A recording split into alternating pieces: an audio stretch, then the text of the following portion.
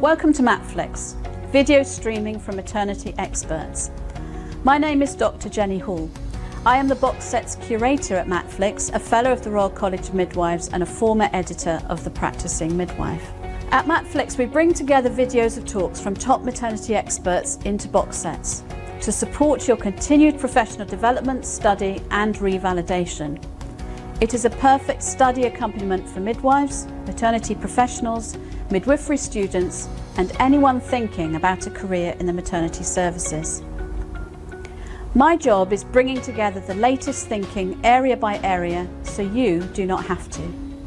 Not only do you get the video of brilliant talks and relevant content in thematic box sets, you also get access to the audio version so you can listen on the commute or while you walk the dog.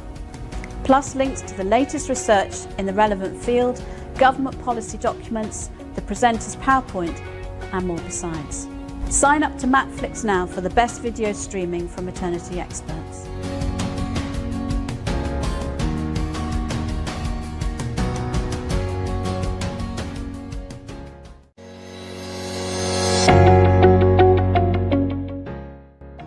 It's always a pleasure to be here, and I always try as hard as I can to support this excellent platform that's so flexible, that's responsive, that's contemporary, that's in people's homes, in people's pockets and in people's hands, wherever they happen to be.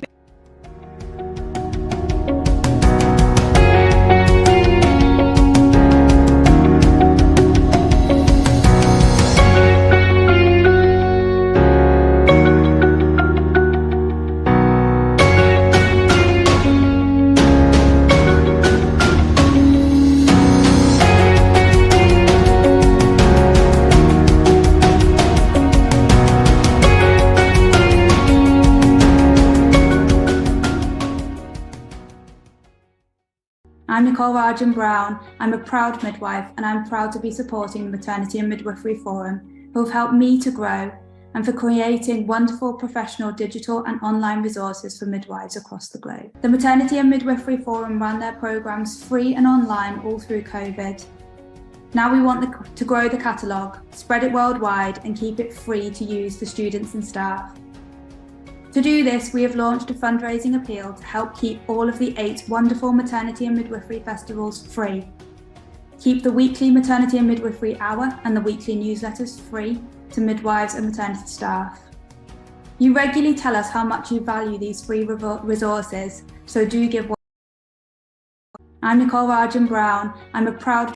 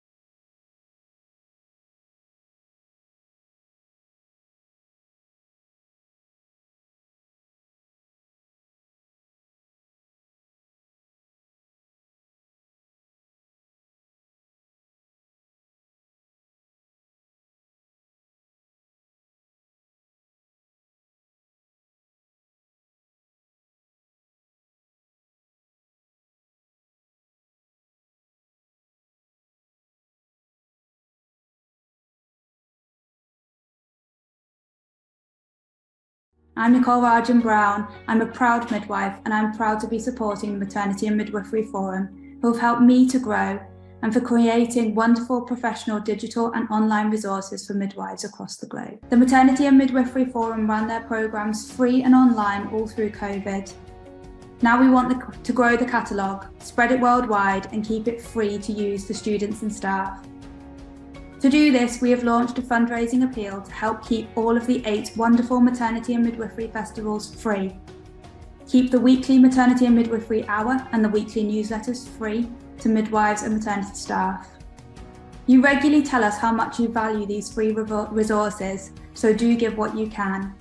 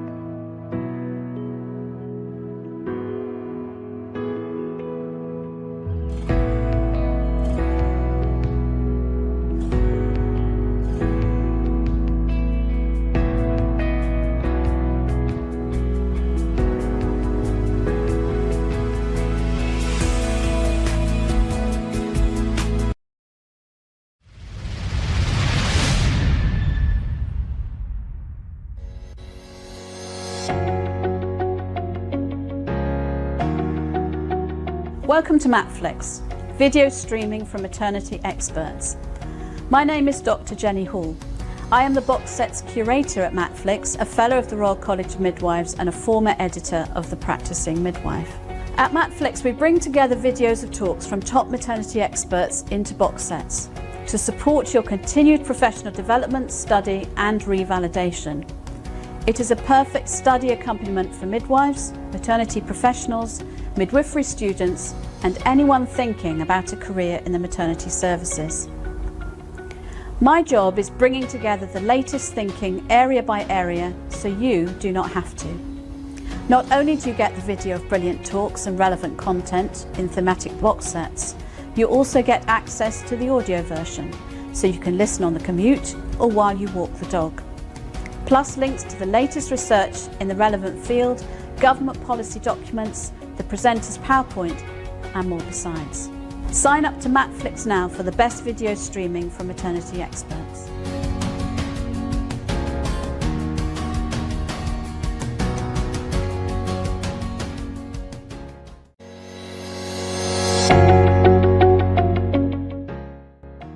It's always a pleasure to be here, and I always try as hard as I can to support this excellent platform that's so flexible, that's responsive, that's contemporary, that's in people's homes, in people's pockets and in people's hands, wherever they happen to be.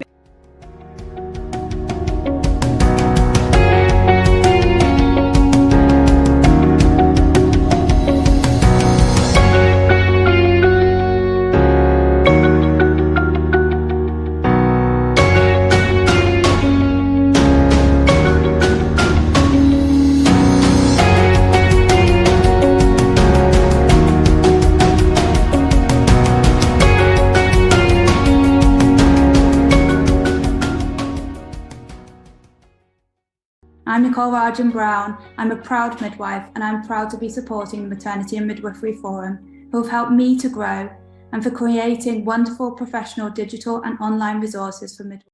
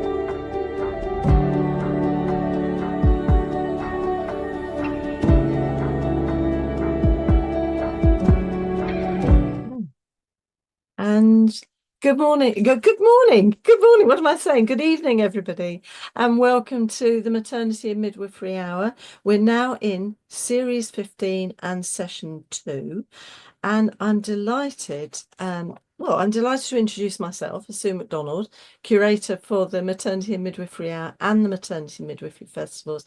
But I'm also absolutely delighted to be joined by Professor Mary Renfrew, who's going to come on screen any second. There she is. And because we're mean and nasty, we always ask our guests to share a moment of the week with us. So Mary, could you share your moment of the week with us? Oh, Sue, what a week. You asked for a moment of the week. I think I have to acknowledge this has been quite a week in the US and globally. It would be wrong not to do that, especially for people in healthcare and maternal and newborn health. So I just want to say that there would be many people out there thinking about it. But I did want to tell you about a moment of unbridled joy this week, which for us was an antidote. We're moving into a new home, and every week I look after one of my little granddaughters. I have 4, and she is nearly 3. So imagine a nearly 3-year-old. And she was looking out the window for pretty well the first time in this new home, and she saw running along the top of the fence, not 1, not 2, but 3 squirrels. And her face, her whole body, everything expressed boundless joy. And I thought, I have to learn from this. I have to learn. Absolutely. And even in dark times, there's joy in the world to be experienced and felt. So her infectious positivity is something I'm trying to hold on to. And that's transmitting it to all of us. That's lovely, Mary. Thank you so much. Well, we're coming back to Mary now. I'm delighted that Mary is our star guest. We only have we only have the best speaker. We have one speaker this evening because she's going to share a huge piece of work. So we'll welcome her back in a moment or two. And I'm just going to, for those of you who are new, and I know we've got some new people with us this evening, and welcome to you. And I'm really delighted that you're able to join us. I know we've got old friends as well, because we often do. And I just wanted to run through really where the Maternity Midwifery Hour came from, which was the lockdown for COVID-19 in 2020. And many of you will remember how scary that was and how much we had to focus on clinical practice. We couldn't go to study days, couldn't go to conferences, festivals, whatever. So we came up with this idea of having an hour a week focused on maternity services, and we were able to invite midwives, student midwives, anybody actually who was interested in maternity services to join us. And initially we focused a lot on COVID-19 because we didn't know a lot about it. And there were also huge changes going on in education and in practice and in management within the maternity services. And it was really helpful, I think, for people to understand what was going on. And we were able to look internationally a little bit too, which was fantastic. But we've carried on because people seem to like coming every week, which is lovely. And I need to also say and remind people who don't know about us that the Maternity and Midwifery Forum record everything. So if you should have a power cut or you get called away, don't panic. You won't miss Mary's fantastic presentation because everything's recorded and you can catch up at a later time. And some of you who are watching this in a few days' time will know that because you're watching it in a few days' time, if that makes sense. And that can be really useful. We're very committed to making sure that wherever you're working, whatever you're doing, you can access continuing professional development. So that's fantastic. Also, for those of you doing revalidation, any projects, for those of you students who are doing assignments or dissertations, there's a huge back catalogue of all sorts of materials. So have a look at Matflix.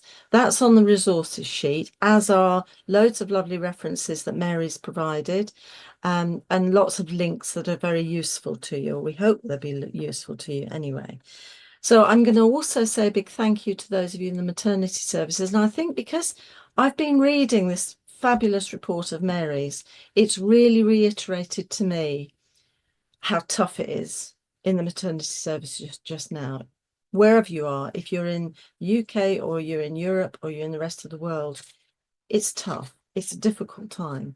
And partly because, I mean, there's the usual thing of sickness and flu and colds and things going on, but there's also, of course, we know, an international shortage of midwives. So where there's a shortage of midwives, some of us are having to do picking up of other people's work and supporting and carrying on giving quality care.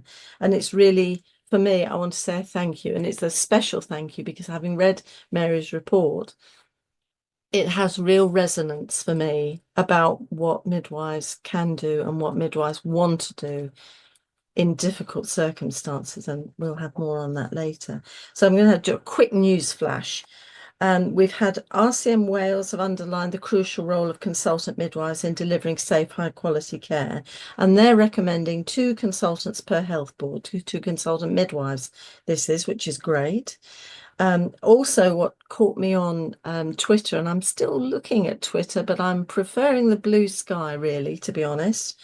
But there's a lovely story from West Suffolk Maternity Service where a local artist who's called Sarah Marie has been painting a mural in the maternity service for mums and midwives to use. It lifts the spirits, and it's something to have photograph your new baby and mum and partner and everything with. So I thought that was really nice. And there's also a new community app for Black mums developed by the Motherhood Group to help Black mums link with other Black mums, mums link with mums, which is fantastic. So there's a link on that to the resources as well. Right, I've gallopy, and I'm now going to come back to what we're going to do this evening when we're looking at the independent report on enabling safe quality midwifery services in care in Northern Ireland. And this included a careful examination of midwifery and maternity care, and that followed a concern about safety of care. And it really is the first report to take a whole system perspective and draw on evidence. Well, of course, we're talking Mary Renfrew.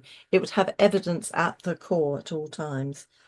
It's obviously got recommendations and key conditions for safe quality midwifery care and recommendations for transferring maternity and newborn care. And therefore, I'm delighted to introduce Professor Mary Renfrew, OBE, Professor Emerita, University of Dundee, the author of the report. And I think everybody will know Mary's work early on in the breastfeeding, infant feeding, maternal infant health, and as well as the landmark Lancet report into midwifery.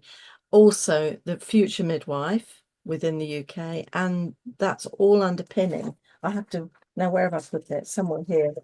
Underpinning the Nursing Midwifery Council standards of proficiency for midwives, which is also on your resource sheet. I also included the Lancet report for those of you who might not know about it, it's really a very useful document for you.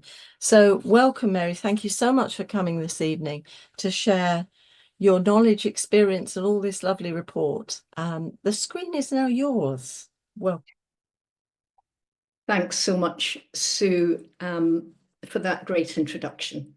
And I'm really, really, really delighted to be with you all tonight. Thank you very much for taking the time this evening, or whatever time zone you're in, this morning, this afternoon, even this night. Lovely to have you all here. In May 2023, I was commissioned by the Department of Health in Northern Ireland to conduct an independent report. It was in response to concerns about safety of midwifery services, specifically in Northern Ireland. A coroner's report following the death of a baby raised specific concerns about care in freestanding midwifery-led units, and there were wider concerns about safety of midwifery and indeed wider maternity services. The report that Sue's just been telling you about was published in October 2024. It still feels very new. We're really just now talking about it and working on disseminating it to all the places that matter. It was immediately positively received by the Government of Northern Ireland, which has committed to implementing the recommendations, which is amazing. And as Sue said a minute ago, it's the first report on maternity services in the UK to examine a whole health system and to specifically use an evidence-informed analysis to identify solutions. So what I'm going to do this evening is tell you about the report and draw out towards the end some of the lessons that might apply more widely across the UK and beyond. Before I get into the details of the report, I just wanted to take a moment to step back and think about the wider context of this work. You will know better than I do the current environment for maternal and newborn care across the UK particularly, more widely as well, but tonight we're really focusing on what's happening across the UK. And it challenges all of us to think hard about what matters for women, for babies, for families. We hear criticism of the maternity services on an almost daily basis. The social, the cultural, the clinical contexts of maternity care, women's views and expectations, and the pressure on the health service and on health service staff, they're all unprecedented. I mean, I qualified as a midwife, I hate to tell you, in 1978, haha. That's a long time. I have never seen in that time conditions in the kind of perfect storm they are at the moment. The other thing that we're all experiencing is the public discourse around maternity care, and especially around midwifery, is really negative. But here's some questions for you. What should the care of women, babies, partners, and families be at this most formative of times for babies at their birth, for women as they're going through pregnancy, and for the beginnings of families? Is the current model of care working? Are the very high rates of interventions appropriate? How do we decide what's right and what's wrong in the provision of care and services? In this work, I've had to grapple every day with those essential questions and more. It's been hard. I will tell you that, almost impossibly hard at times. But midwives are working almost impossibly hard every day of their lives at the moment. I know that. And there were wonderful, talented people working with me, women and their families, midwives and interdisciplinary colleagues who all rose to the challenge. They all needed the answer, and never for a single second did any of us think it wasn't worth doing this report and doing it as well as we possibly could. I'm going to take you now, after that little thought about the wider context, I'm going to take you into the context of Northern Ireland There was a coroner's report, I've just mentioned it. A baby died as a result of shoulder dystocia that happened in a freestanding midwifery-led unit. And the coroner's report required a review that looked at these first two terms of reference. One was a comprehensive review of staff experience and training and policies for freestanding midwifery-led units. And then second to that, we needed guidance to all the trusts regarding the management of raised maternal BMI and shoulder dystocia, those being the issues around this baby's death that the coroner was concerned with. On top of that, the Department of Health added a third term of reference in the recognition that midwifery services don't stand alone and that you cannot look at them in isolation from the wider maternity services. So I was asked to undertake further work to inform a consistent approach to the provision of midwifery services, including integration across the wider maternity services. Now that took us right out into looking at the whole system, right across the whole piece. We reworded that and reworked that a little bit into our overarching aim to identify the key conditions for safe quality midwifery services in all settings in Northern Ireland, with this, if you like, mission statement that evidence-informed, equitable, safe, respectful and compassionate midwifery care should be available for all women and newborn infants wherever and whenever care takes place. So that was what we were aiming to examine.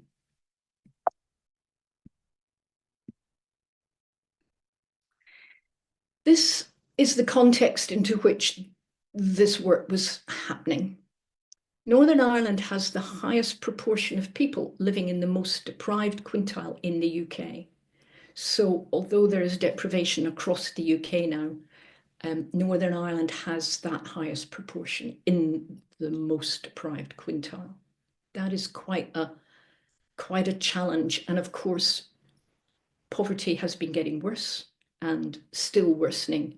And so that is definitely a critical context for this work. Northern Ireland has a legacy of political instability. Indeed, at the point at which I started this work, there was no government in place. It had been running for about 2 years without a government. And that had an adverse impact on the funding of public services.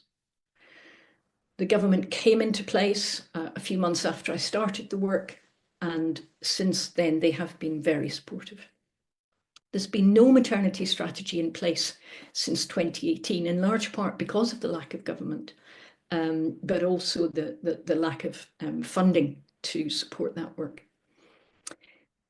Like everywhere across the UK and indeed other countries, the complexity of maternity care is affected by increasing rates of poverty and rates of disease such as diabetes and obesity. Long-standing workforce shortages, especially midwives, will be news to nobody out there tonight, I imagine, but very acute in Northern Ireland. There's about 20,000 babies born annually, almost all in hospitals across the 5 health and social care trusts. There are 5 small alongside midwifery units. There were 3 freestanding midwifery units, but they were all closed as a result of the concern about their safety. Partly they closed in COVID and then didn't reopen, if you like, because of concerns about safety. Until this work was finished, that was the agreement.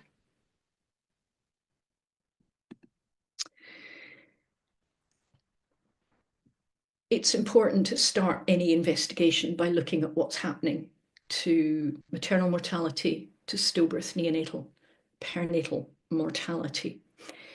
Maternal mortality, as you know, has been ticking up gradually. Now, we do not have maternal mortality figures for the individual countries across the UK because the numbers are thankfully so small that they're not presented in that way. But this is the stillbirth, neonatal and perinatal mortality rates for the UK and for all of the countries. If you just look at Northern Ireland for a moment, what you will see is that those rates are higher than other UK countries. They are all ticking up. And that's one of the problems that we have right across the UK, is the fact that for all of us, the stillbirth perinatal mortality rates are rising pretty well for the first time in a very long time. Induction of labour rates, again, colleagues in the rest of UK will recognise that these rates have been rising over the years. Here I'm doing it from 2013. The orange bar at the top here is Northern Ireland. The rates are up there. And as a comparison, we've got the dark blue bar in England and the turquoise bar, which is the US, which we have often thought is the benchmark of highly medicalised care. But at the moment, rates of induction are higher. And they look here like they've plateaued out a bit, but they have been rising steadily. These are the data for caesarean birth rates. And what I've got here at the bottom is the OECD average. Now, that is the average of countries that are economically similar to the UK. And if you look at the green line here, that is the US.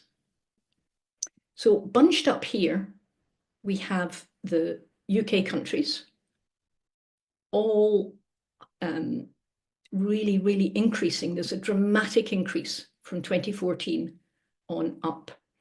And only because we've got the 23 data for a further year, it looks as if Northern Ireland is ahead of the pack. But if you look at the year where we have data for everybody in 2022, it's all pretty similar.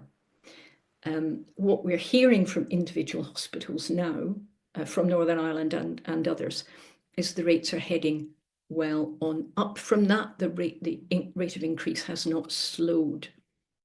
It's totally unprecedented. We've never seen anything like that. And indeed, the UK is extraordinary in this, in that I believe it's the only country in the world where the rates are as high as this, and there is universal professional midwifery. It's quite a combination. So what did we do in this report when I was asked to do this? The first thing I wanted to do was establish a number of core guiding principles, if you like, for the work. I've put them all out here. I'm not going to talk you through all of them. I just want you to register that we had absolutely grounded in guiding principles with a core focus on the needs and views of all women. And that basically is a human rights approach, looking at equity, leaving nobody behind, all women, newborn infants and families, evidence-based, collaboration and participation, a whole system approach, and noting that safety parameters should include physical, psychological, social and cultural safety. And that should be for women, babies, partners and families, and of course for staff and students as well. We developed a novel methodology. There wasn't really a methodology for conducting a review like this. We had to design it. And I had fantastic support from our expert group in terms of designing this. Now, our expert group, I don't know, some of you may be out there tonight. If so, huge thanks to all of you. It was a group of UK and Canadian researchers, expert practitioners and educators and service user advocates with extensive experience and really helped to design this methodology. So it was 6 steps. We clarified all our principles, our approach, our definitions, our methods, and designed it. We established our expert group I've just mentioned, and our advisory group. Again, some of you may be out there tonight who were senior Northern Ireland colleagues right across the disciplines, and of course, service user advocacy input as well. And they met throughout and were fantastically helpful, as well as fantastically challenging. It was not an easy ride, let me tell you, at any point of this. We then examined the evidence with the help of the expert group. We conducted 8 rapid systematic reviews, examined data, looked at information and policy context. Lots of engagement, participation, hundreds of women, partners, staff of all sorts, midwives, students, interdisciplinary colleagues, senior colleagues, policymakers, managers, decision makers of all sorts, and all the organisations involved in maternity care, because of course it's a hugely complex business. You've got the regulators, you've got the Public Health Agency, you've got educators, you've got the university, you've got all sorts of organisations involved in maternity care and the way it works. So that all happened throughout. We wanted to look not only at problems and failure, but also to identify positive service developments, because we wanted to take a strengths-based approach. I don't know how anybody knows how to do the right thing if you don't see the right thing. How do you learn what's right? You can't learn what's right from only looking at what's wrong. And so we wanted to identify positive service developments, which we did across Northern Ireland and the rest of the UK, and one from Spain. We then analysed and synthesised all of that in a structured process I'm about to show you. And out of that, and with continued input and discussion, we evolved the recommendations. I think my point to this method and methodology, and the reason I'm taking time to explain it, is it was novel. It hasn't been done in this way before, and we wanted absolutely everything to be transparent. So when you look at the recommendations, you can see where they come from. They map back to the analysis very directly and in detail.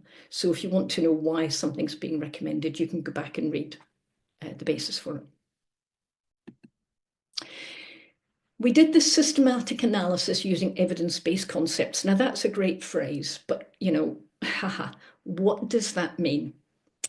What we wanted to do was interrogate what we were finding from the engagement and participation, from the evidence base, from the data, from everything that we were gathering from all of the sources we gathered the information from. And so we set up 2 sets of concepts. One set of concepts was around quality maternal and newborn care.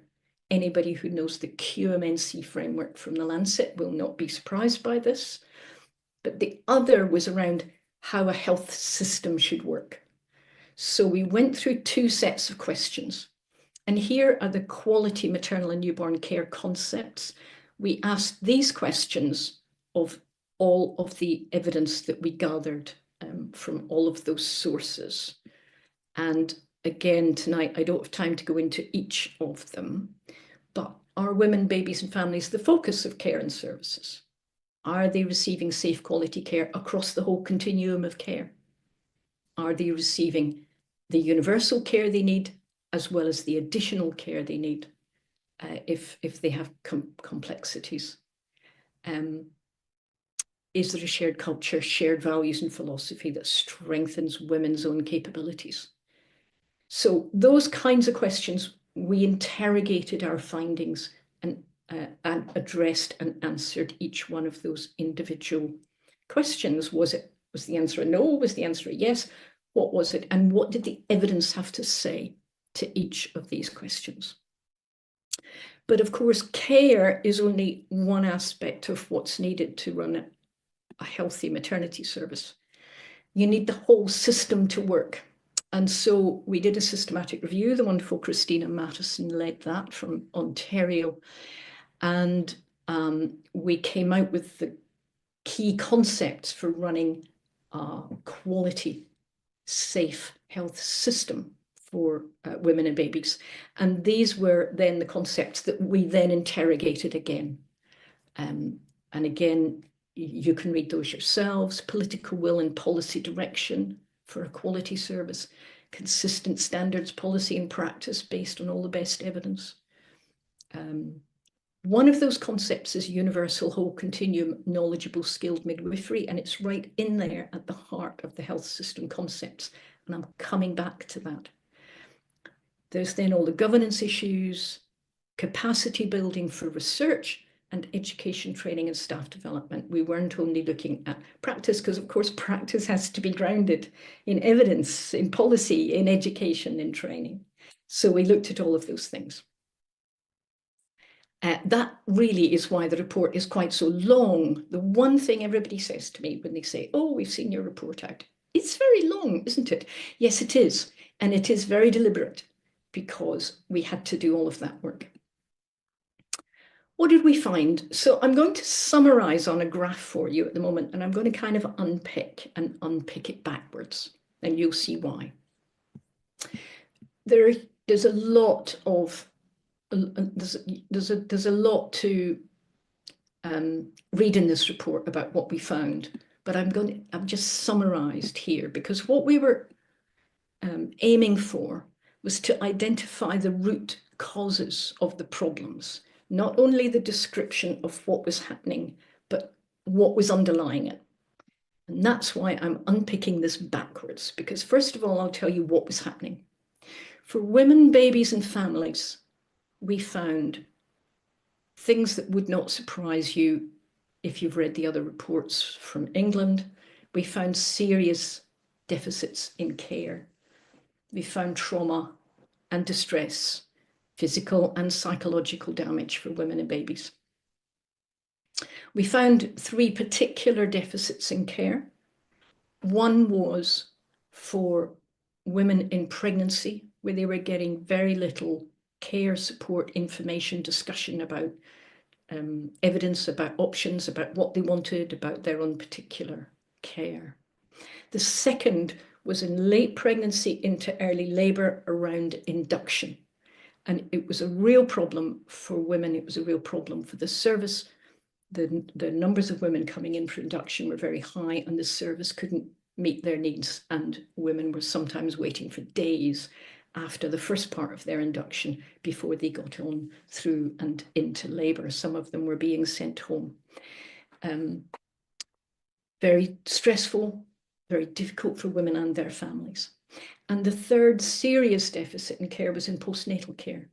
Now, partly that was because the postnatal staff kept getting pulled through to labour ward, but partly it was also because the caesarean section rate was so high, with 40% of women on the postnatal ward being immediately post-major surgery. Very, very difficult indeed, and it's not something that's been discussed nearly enough, with the potential for both physical and psychological problem, as well as looking after the baby's health and well-being. A lack of equity I have here, persistent inequalities, a long-term impact on early years, women's health and well-being, and population health and well-being. So that's a very, very brief look at the issues. There were many more issues than that. But what was going on for the staff? What the staff were reporting, and this was midwives, this was interdisciplinary colleagues of all sorts, and students, all describe very similar things from different perspectives. That the whole ethos of maternity care had turned into a task focus, very limited time for support of women, giving information, and prevention really neglected. Lack of personalised care. The model of care, which was this task focus, high intervention model, had developed piecemeal and actually didn't really relate to the guidance once you started comparing it to NICE guidance. Ineffective response to escalation and to adverse incidents. Often that was because people were already too busy and too stressed. A lack of interdisciplinary discussion, planning and review. So there wasn't really a strategic overview of what was happening. Staff and student stress, distress, and of course retention problems, as well as absentee problems. So why was that happening? Where did that come from? Once you tracked it back, it came from a number of factors that related to how the system was working. Right through the system, we were finding that maternity was not a priority. It was a small specialty, so people said, compared to some of the bigger areas of healthcare. I'm never quite sure how maternity is seen as a small area, given that women and babies and families and all of that are all needing care. Fragmentation of care provision, real lack of continuity. And I have to say, Northern Ireland has tried really hard to bring in continuity of midwifery care. It's a real policy agenda, but still care was very fragmented. Fragmentation of accountability. It was just very striking that it was very hard throughout the maternal journey to find who was accountable for what.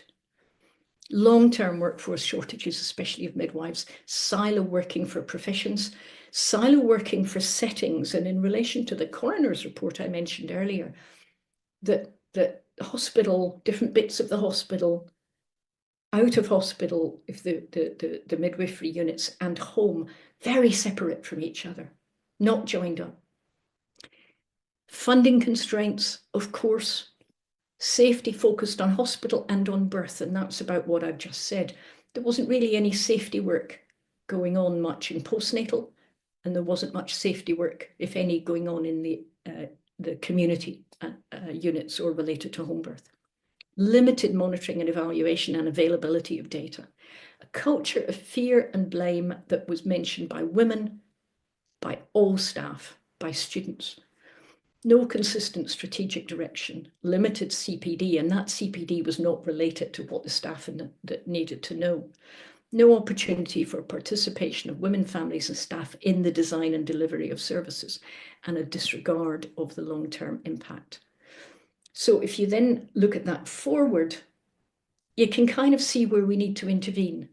We don't need to really pause to think these are the things that need to be tackling the health system issues so that life becomes better for the staff who really, the vast majority of whom were absolutely dedicated and wanted to do the right thing.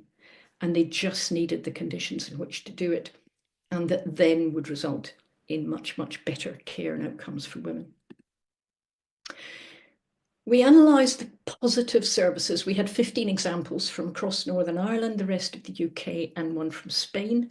And we looked at what was making them work. And we took out these characteristics.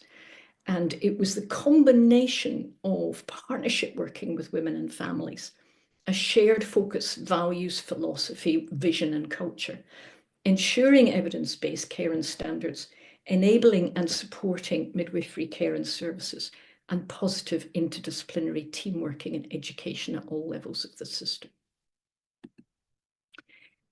So that brings us through to what we then said.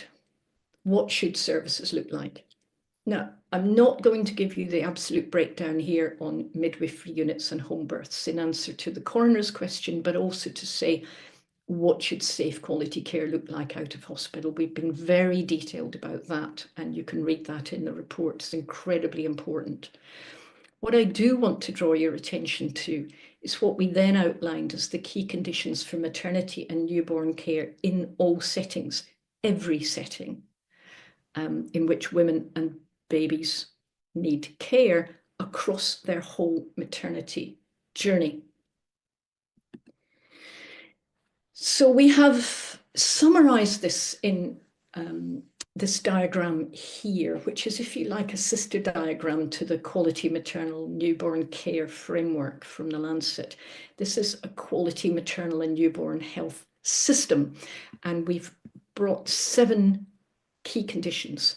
The first one of which is the focus on women, babies, families, and communities at every point in whatever part of the system is working. Starting up here at 12 o'clock at the top, you've got meaningful participation. Women, babies, families, communities, and staff. Now that means they have to be embedded into decision-making forums throughout so that their views are actually making a difference. Integrating standards, services, and education across the continuum of care, the whole continuum, pregnancy right through to postnatal, all disciplines and settings. An enabling environment and psychological safety for all staff and students with respect and shared values. Down here is one that surprises some people, but I don't guess will surprise most of you out there. Fundamental to this health system working, the quality maternal and newborn health system working, is whole system support for universal, accountable, quality midwifery. Of course, interdisciplinary colleagues matter hugely. Every day they matter to women and babies. But if you don't have midwifery that's safe and available and accessible for women, things fall apart. Midwives are the glue in the system. They are the people who are there for prevention. They're there for support. They're there for right through the whole journey for both the mother and the baby. And without them, if you weaken that, the system is weakened. Around here, we've got structures, processes, and resources for evidence-informed planning, monitoring, governance, and commissioning. Absolutely critical to get that aligned with the needs of the system. And then, of course, political will, evidence-informed policy directions for safe, quality, equitable, sustainable system. That we're saying should be what a system looks like wherever it occurs. Now, that's a system level view. This is the same concept, but from the woman's point of view. And so it's about the whole maternity journey. Round the outside, you've got those essential conditions I just showed you. But this is the woman who ends up with her baby. We hope, of course, there will be some women who encounter loss in that. And they, of course, are critically important through this whole journey as well. But they start in the family and community. They go through early pregnancy, labour and birth, through their whole journey, postpartum, back into the arms of their family and community. And this is where the health service has to get these key conditions absolutely right with these qualities. Now, these qualities were absolutely brought to us by women and staff themselves. The service has to be imbued with respect, kindness, trust, relationship, continuity, prevention, support, and evidence. Women wanted evidence as well as staff wanting evidence. They wanted to know why they were being advised to have an induction, to have a section, they wanted to know why, they wanted to understand. So I know I've only got a couple of minutes left, but what I wanted to say is we then have moved from evidence to action. And we're talking now about transforming maternity and newborn care and services. We're not talking about individual recommendations. We're talking about a transformative implementation plan. There were 32 recommendations. I've summarised here what we're asking for, 3 essential components. To get safe, equitable, quality care and services, we need a reconfigured relationship with women, families, and communities. This is not lip service. This is actually about women and service user advocates being right in the design, the planning, and the assessment, the monitoring of services. Absolutely there. And when women are being cared for individually, that they are treated in a different way with respect for their own situation and personalised care, if you like, but it's much more than that as well. Over here, we have the enabling environment for all staff and students in all settings, and that brings in education, support, a shift in culture. And over here, we have better informed, better implemented commissioning and governance, where the commissioning actually fits the needs of the service and the governance fits the needs of the service. Okay, now I know it's late at night for some of you, and I know this is a bit of a blinder. Don't try and read the small print. This is the summary of the detailed recommendations for system transformation. I wanted this to be a midwife's wheel, so if you think it looks a bit familiar, that's because it's meant to. What we've got around the outside here are the components of the changes that matter. Regional strategic developments, they need to be consistent, They need to be grounded in evidence. They need to be collaborative across the 5 trusts, so that women are getting consistent care everywhere. Round here in the orange bit, we've got safe quality care and services in all settings. So that's about home birth, that's about midwifery-led units, and that's that we're now calling community midwifery units, and that's about hospital. And then building for the future, capacity building. So you can read in the report what each of those is, but those are the sort of chunks that we went into. I don't need to tell you why this matters. This matters for every single woman, every baby, every partner, every family. Nobody is untouched by maternity care. And for the baby, it's the beginning of a whole new human being. It is the beginning, if you like, of the population. Over time, every person goes through this system. And that's there for short, medium, and long-term impact. And we forget that at our peril, physical and psychological and emotional. What's happening next in Northern Ireland is the recommendations have been accepted by the Department of Health, with 2 caveats around timing for 2 recommendations. The overall aim is the development of a regional maternity improvement plan as a blueprint for the maternity and neonatal services. Collaborative working has already started. They jumped straight in to doing that. I'm hoping that you're going to talk to me about the learning for the rest of the UK, about what in this is resonating with the other UK countries, because I think it's really important that lessons are learned for safe quality care for everybody right across the maternity journey. I've spent my career working in England and in Scotland, as well as this work in Northern Ireland. I haven't had the pleasure of working in Wales, but I know from Welsh colleagues that there are real resonances there. And I believe there are also resonances out across the world. I've done enough work internationally to absolutely recognise those. I'm about to show you very quickly a couple of slides of some of the lessons that I think are there for other countries. But while I'm doing that, I'd like you to be thinking of the comments you want to send in, because I would like to hear what you think the resonances are for the rest of the UK. I'm just going to remind you that that is actually, if you like, what we would be aiming for in any health system, is that journey for women right across their continuum. Loads of words on here. Take a photograph of this, do what you like with it. But these, for me, are examples of learning for the rest of the UK. And this first slide is about what are the lessons for reviewing care and services. I'm not going to pause on it, so do take a photograph and have a think about it later. But I think there are important issues here for how one reviews care and services if you're thinking of that in your own area or if there's reviews going on in other areas. And then I've got some examples that are about lessons for implementing change into practice that we're going to provide all women, all babies with the best, safest quality care at all times. These are some of the issues that I think need to be thought about everywhere.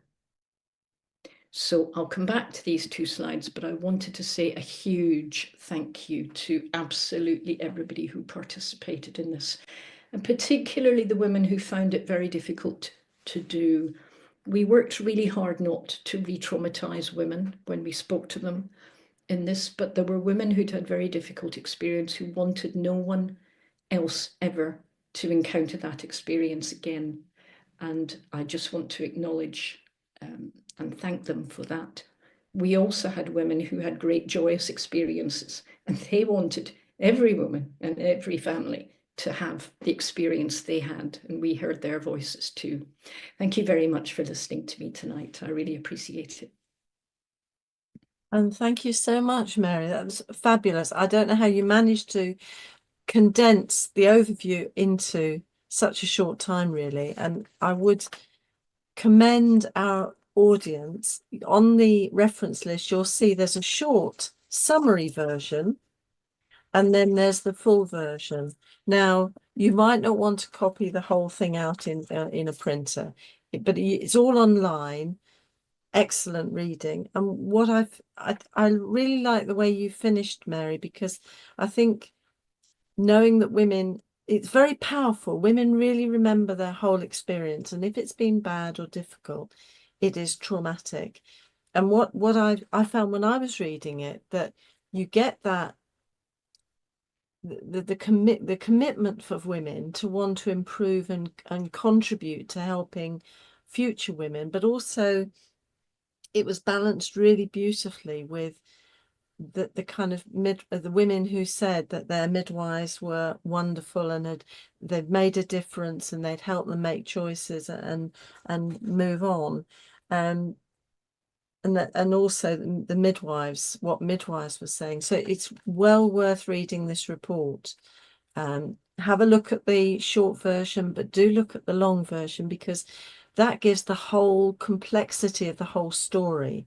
The summary is fab, but the big report is fabulouser, if that makes sense. And thank you so much, Mary, for sharing that with us. Now, we do have sometime now. I'm looking away, so I beg your pardon if I'm moving away a little bit, but the questions and comments come on my other screen. So I have a comment from Dr. Maria Heron, who says, as an advocate for better maternity services, I would like to see midwives and mothers working closer together to ensure that the system is fit for purpose. And if Mary, you want to say anything to that, I should think that's close to your heart too. Absolutely. And what I'd add to that is at all levels of the system, one of our recommendations is for senior midwives to actually be present at board level discussions, and for women's advocates to be present at board level discussions. So what I'm saying is, right through the structures, we want women and midwives to be talking with each other, but to be talking with everybody else as well. And the women's voices to be as loud as possible within the whole trust. Women's voices to be embedded in all the forums right through the trust. Fabulous. Thank you, Mary. And I've got Rachel Tolley. Hi, Rachel, who says, I'd be really interested to hear if COVID was included as a complicating factor within your review and findings, and how or if it impacted on your findings review, and if you needed to adjust your terms of reference. Fantastic to see such a system focused approach, to this review, with consideration of human factors and not a root cause analysis approach. So Mary. Thanks, Rachel. That's a really important question. This work was started in May 23. Is that right? Yes, May 23. Sorry, because we've just crossed into a new year. I got a bit confused. And COVID had been a factor, but at the time that we were doing the work, most of the women and babies we were talking to were quite new. And for them, they hadn't really been cared for in a COVID-affected system in the same way. And it wasn't really something that came out. It was something that a few women contacted me to talk about. And it was certainly something that the staff talked about, because they were all still scarred by the experience. And in fact, the COVID inquiry was going on in Northern Ireland at the time that this work was happening. So the senior policy colleagues I was working with kept disappearing off to go and give evidence to the COVID inquiry. It was very much in the air. And what I've said is that the impact of COVID was still rippling through the system.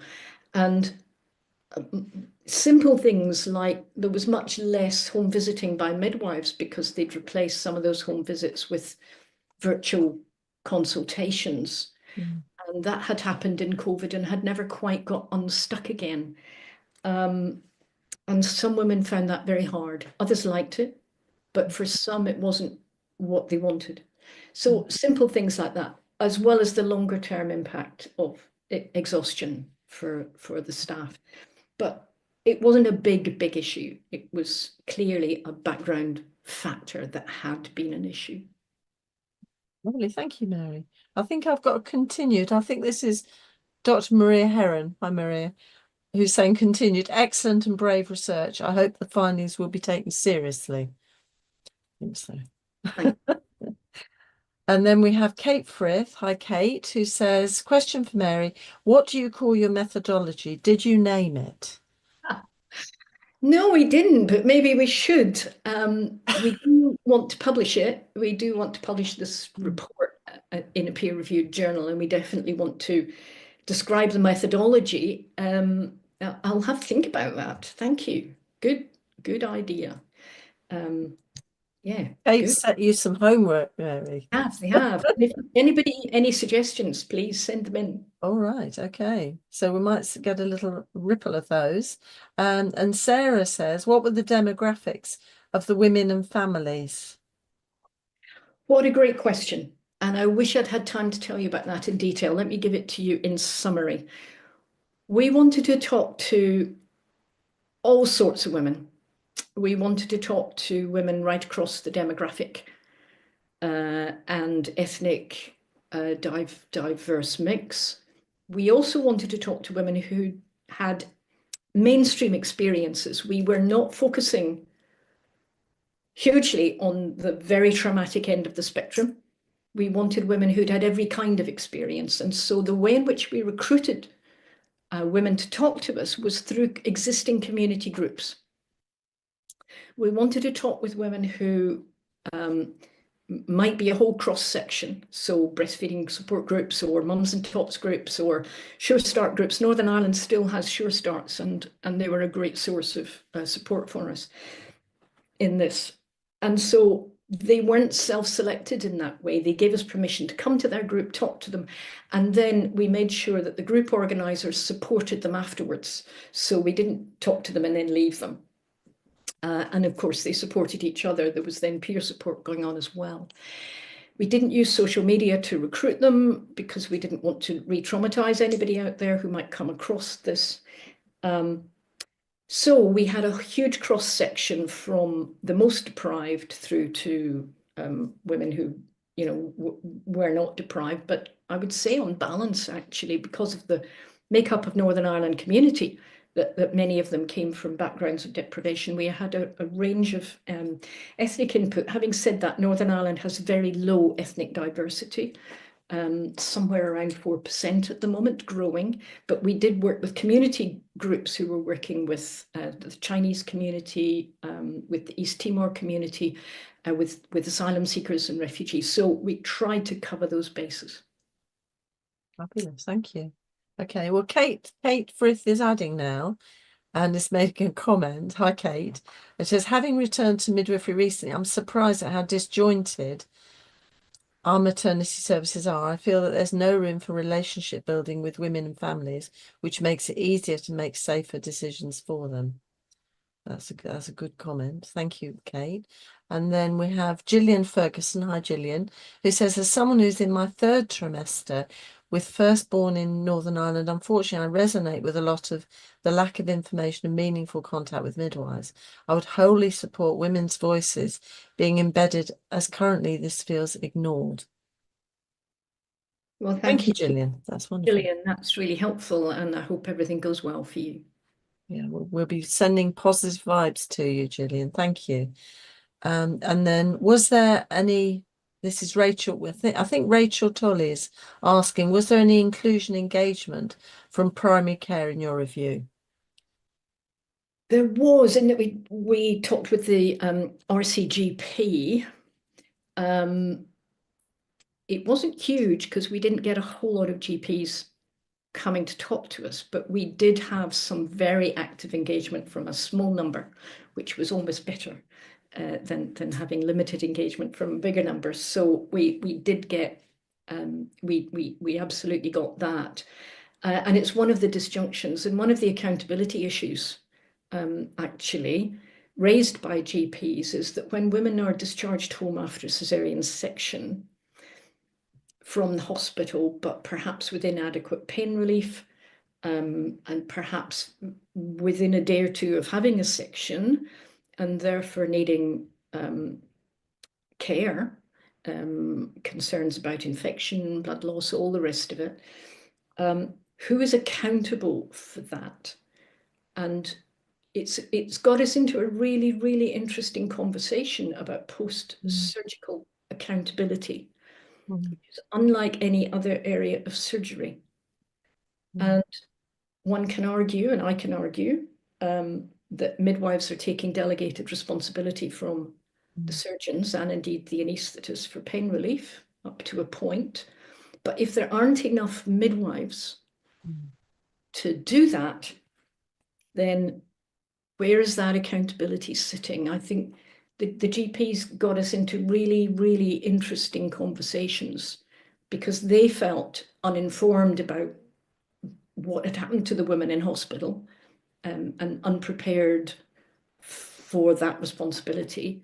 But there was no follow through from the hospital. Women could go back into hospital if they needed, but they didn't always know they needed to go back in. And there needed to be a level of community oversight and accountability that was not joined up. More disjointed. Okay, thank you. And we've got, thank you for that, Rachel. That was a really good question to ask. And then Jenny Hall, hi Jenny, says such an important research report. Thank you, Mary. The induction and cesarean section rates are shocking.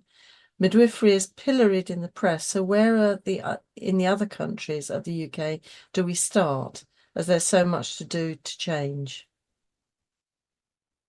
Small question then, Mary.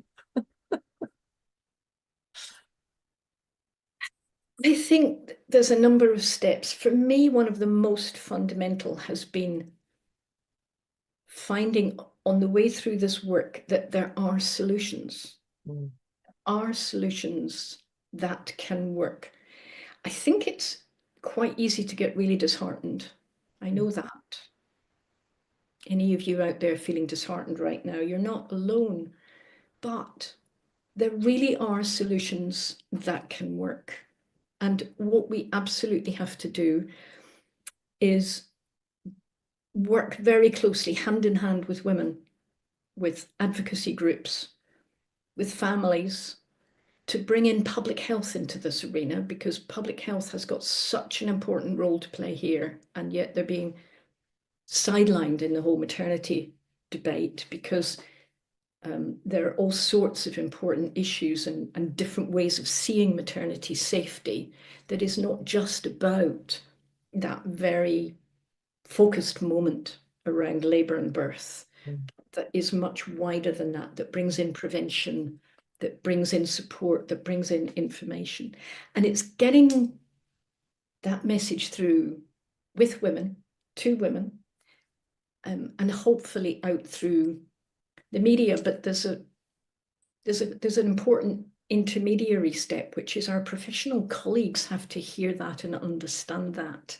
I think there's really important lessons for the Royal Colleges.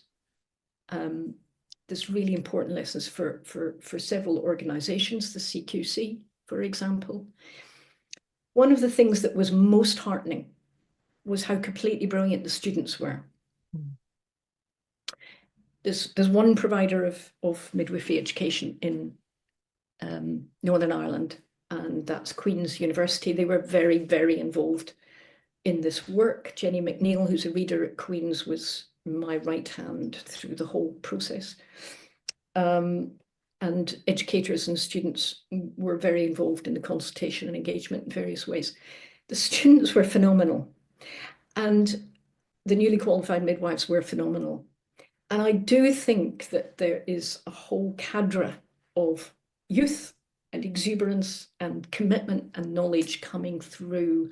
I think they have benefited from the new proficiencies. I think they are absolutely fluent in what midwifery is and what it should be and what it can be. And I think we should be using them to help both in the professional and public forums to get out there and, you know, tell us what it's like, tell us what it should be like. Ah, fab. And there's another advert for the proficiencies. Fabulous. That's lovely. I mean, that's lovely to hear, because it's lovely to hear the enthusiasm and exuberance at a time when some people are feeling quite low. And I think maybe we need to harness that with us, each other. And as you've said, But thank you for hugely that. they need supported, Sue. Hugely they need support. Absolutely. Cannot Absolutely. lose. Well, because I think one of the other things that hit me was students. Actually, in that report, you said there's a comment. Students also reported the midwives are passionate about teaching and supporting students. So I mean, all these lovely things coming through, as well as the not so good. It's kind of getting that balance, isn't it? Okay, I've only got a couple of moments now, because as I always say, this is the shortest hour in the whole week. And thank you for everyone who's putting forward their comments and questions. Now, Patricia Lubeck says, what a brilliant report, particularly considering the complexity of the task at hand. It's so considerate of everyone involved. I wonder if you feel optimistic that in the future, birth can feel safe again for mothers and staff. And that's a lovely question to ask. I have to believe that that will be the case, Patricia. I have to believe that. We all have to believe that. Once we stop believing that, it won't happen. We absolutely have to believe that the birth environment will again shift and change. It's shifted and changed. I've seen shifts and changes over the last many decades. We have to take it from where it currently is, right at the lowest point I think we've possibly ever seen. The thing about that lowest point, though, is it coexists with an immense richness of knowledge. You know, we have better evidence than we've ever had. We have an education environment that is fantastic. We have a caliber of student coming in, a newly qualified midwife coming in, that I think is really high. We have phenomenally committed and dedicated midwives. I mean, I cannot tell you how impressed I was with the caliber and the input of the midwives, and indeed interdisciplinary colleagues who were very generous with describing what it felt like for them. And I can tell you it's not any easier than it is for midwives. Obstetricians, anaesthetists, neonatologists, it's really important that we all hold together here and work together to counter this negative discourse that somehow has become very personalized, very focused in unhelpful ways, instead of taking the big step back and saying, right, what do women and babies, all women, all babies, all partners, all families need to keep them safe? And what they need, you know, we know what they need. And that's why it's so hard to feel we're at a really hard point, because we really know what they need. We have a richness of resource now that I think, you know, is so valuable. Fabulous, thank you. And we've got, okay, one question.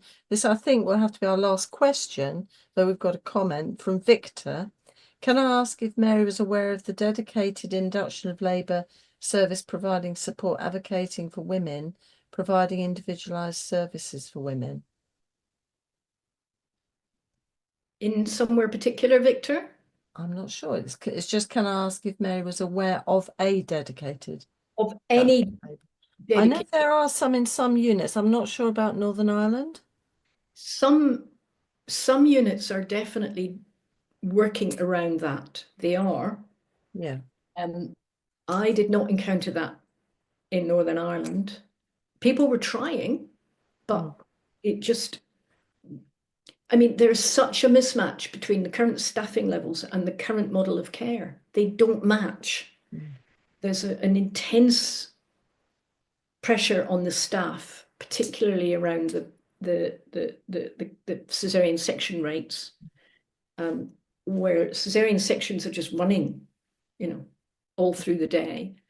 The inductions are coming in, and the staff are just getting pulled inevitably into working in situations that just, where there aren't nearly enough staff for that model of care. There's a huge need to evaluate the current model of care, because nobody designed this model of care, let's be clear. It has evolved piecemeal. Nobody has sat down and said, this is what our system should look like. It's ended up here, and it's not supported by staffing. It doesn't fit the current staffing model calculations that are done. It needs evaluated, and it's clearly not improving the mortality rates. There doesn't seem to be a relationship between the current model of care and improvements. So that needs serious evaluation. And I think it's really good you've emphasised that, Mary, that it wasn't ever designed to be like that. Because when you're in it, you can feel as though it's sort of, well, you feel as though you're in a treadmill, don't you? Just keeping going and being pushed from pillar to post. So I think that's a really useful kind of emphasis. I almost want that to be the last word. But I've got a comment from Maria Heron again. And she's saying, delighted to let you know that we're setting up a campaign group via the Waterside Women's Centre in Derry for mothers, midwives and advocates to meet and make progress. Professor Renfrew's report will be our main reference document. Anyone who wants to get involved, give me a shout. So that's Maria Heron. That's a nice way to finish. Thank you, Maria. Thank you. That's lovely. Well done, Maria, and all of your colleagues. That's brilliant. And thank you, everyone, for engaging so beautifully. I'm sure there's going to be other events, because I don't think we can let Mary escape without going through even more detail. I particularly liked the kind of the 3-level, the result, and then the actual system, because I think that really emphasized that piecemeal comment that you made. So I'm going to have to bring the hour to an end and say a huge thank you to Mary for joining us this evening. Thank you also to Angelo, who's behind the scenes making sure this is all recorded. For those of you who want a podcast at 6 o'clock in the morning on Friday, or the recording later on, it will be available after tonight, and especially on Tuesday in the newsletter. Also, thank you to Paul for feeding through the comments and questions to me. Resources are available on the website and Facebook. Next week, we're looking at homelessness in pregnancy in the early years, and we've got Sarah Cummings, Monica Lagan-Paul, Angie Utara, and Belinda Ngugi. I hope I've pronounced that correctly. Find out next week. And in the meantime, say another big thank you to Mary. To all of you, stay safe. We'll see you next week, hopefully, if you enjoyed this session. And do remember, you'll get the recording of this so you can replay and maybe share with your colleagues, because this is not, I don't think this is a research or a report. I shouldn't say research. It's more than that, isn't it? This report is not just for Northern Ireland, it has a huge potential for our whole maternity services. So do share it and get discussing it and raising it with colleagues. So in the meantime, take care.